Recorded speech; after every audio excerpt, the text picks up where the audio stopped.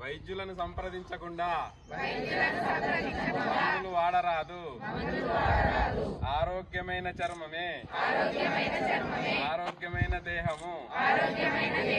ఆరోగ్యమైన చర్మమే ఆరోగ్యమైన దేశము.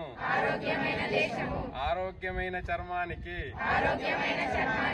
ఆరోగ్యమైన ఆహారం మాత్రమే.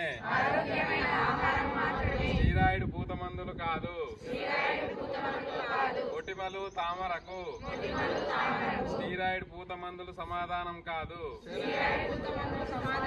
చర్మ సమస్యలు వచ్చినప్పుడు చర్మ వైద్యులను మాత్రమే సంప్రదించాలి.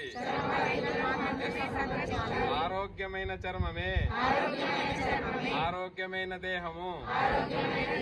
ఆరోగ్యమైన దేహమే ఆరోగ్యమైన దేశము.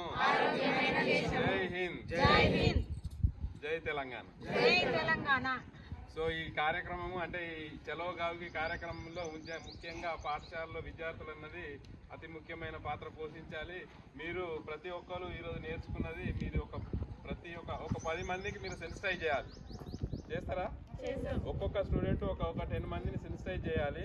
ఆ 10 మెంబర్స్ను ఇంకొక 10 మెంబర్స్ సెన్సిటైజ్ చేయమని చెప్పాలి. వాళ్ళను మోటివేట్ చేయాలి. ఒక్కొక్కరు 10 మందిని మోటివేట్ చేయాలి. ఆ 10 మంది వాళ్ళని ఇంకొక 10 మందిని మోటివేట్ చేయమని చెప్పండి. సో అప్పుడు మీరు అందులో మీ హ్యాపీనెస్ మీ పాత్ర ఉంటుంది.